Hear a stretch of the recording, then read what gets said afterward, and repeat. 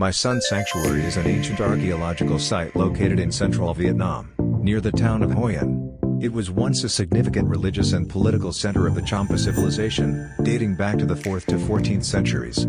The site features a cluster of impressive Hindu temple ruins, dedicated to various deities, showcasing intricate carvings and unique architectural styles. Recognized as a UNESCO World Heritage Site, My Son Sanctuary holds great historical and cultural significance and is a popular destination for tourists and history enthusiasts.